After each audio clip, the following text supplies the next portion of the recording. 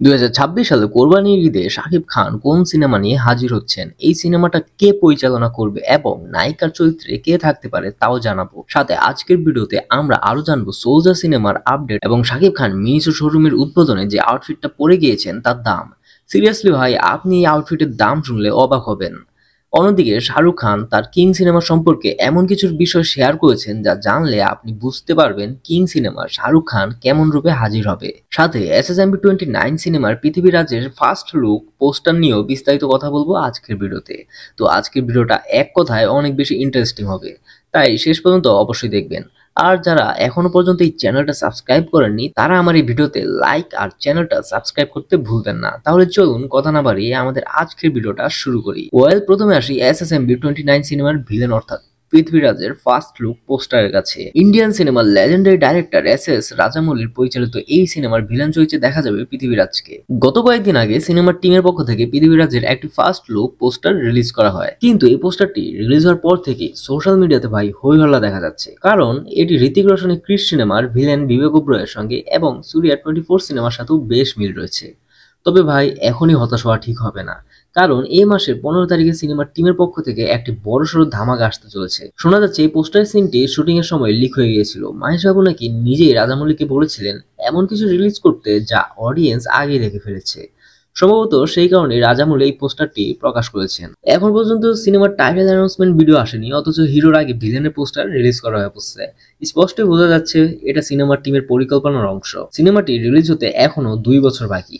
এর মধ্যে অসংখ্য কন্টেন্ট আমরা দেখতে পারবো, তাই হতাশ না হয়ে রাজামৌলির উপর ভরসা রাখাই ভালো হবে। এখন আসি শাহরুখ খানের কাছে। তার আসন্ন বহুল প্রতীক্ষিত সিনেমা কিং সম্পর্কে শাহরুখ নিজেই বলেছেন, এই সিনেমার আমার চরিত্রের নাম কিং। কিং একজন খারাপ মানুষ, সে অনেক মানুষকে হত্যা করেছে। তাই আশা করছি আমি কতটা খারাপ চরিত্রে আছি সেটা আলাদা করে বলতে হবে না। কিং মারাত্মক নির্মম এবং ভীষণ ডার্ক একটা ক্যারেক্টার। তাহলে শাহরুখ খানের কথা শুনে বুঝতেই পারছেন শাহরুখ খান অনেকদিন পর আবার এক রুথলেস নেগেটিভ চরিত্রে ফিরছেন।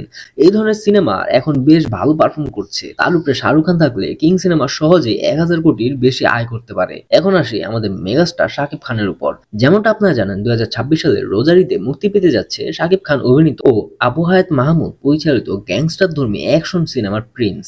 তাই কোরবানি ঈদে তিনি একটি রোমান্টিক সিনেমা নিয়ে আসার সিদ্ধান্ত নিয়েছেন। রিপোর্ট অনুযায়ী এই রোমান্টিক সিনেমাটা পরিচালনা করবেন প্রিয়তমা ও রাজকুমার মুভির ডাইরেক্টর হিমেল আশরাফ। শোনা যাচ্ছে এই সিনেমায় শাকিব খানের বিপরীতে দেখা যেতে পারে ইদিকা পালকে। যদি এটা সত্যি হয় তাহলে প্রিয়তমার পর আবারও এই জুটিকে দেখা যাবে।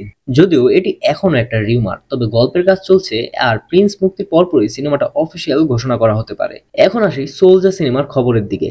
শোনা যাচ্ছে 2025 সালের ডিসেম্বরে সিনেমাটা মুক্তি পরিকল্পনা থাকলেও তা পিছিয়ে 2026 সালের কোন এক ঈদের মুক্তি পেতে পারে। তবে এটা এখনো অফিসিয়াল কোনো ঘোষণা নয়, তাই অপেক্ষা করাই ভালো। সবশেষে আসি মেগাস্টার শাকিব খানের আউটফিট নিয়ে। কয়েকদিন আগে তিনি বিদেশি অ্যাক্সেসরিজ ব্র্যান্ড মিনিসো শোরুমের উদ্বোধনে গিয়েছিলেন, যেখানে মাত্র 20 মিনিটের জন্যই তার পারিশ্রমিক ছিল 35 লক্ষ টাকা। শাকিব খানের সানগ্লাসের দাম প্রায় 61,000 টাকা, জ্যাকেট ও প্যান্টের আনুমানিক দাম 1,14,000 এবং লুইস বুটনের ব্র্যান্ডের জুতার দাম প্রায় 1,18,000। সব মিলিয়ে তার পুরো আউটফিটের মূল্য দাঁড়ায় 2,94,000 টাকা। এক সময় যাকে ফ্যাশন নিয়ে কটাক্ষ করা হতো, আজ তার ফ্যাশন সেন্স দেখে সবাই অবাক। এটাকে বলে কামব্যাক। তো ভাই, আপনি এবার হা করে তাকিয়ে না থেকে ভিডিওতে লাইক এবং চ্যানেলটা সাবস্ক্রাইব করে রাখুন। দেখা হবে পরবর্তী ভিডিওতে। ততক্ষণ ভালো থাকবেন, সুস্থ থাকবেন। টেক কেয়ার, আল্লাহ হাফেজ।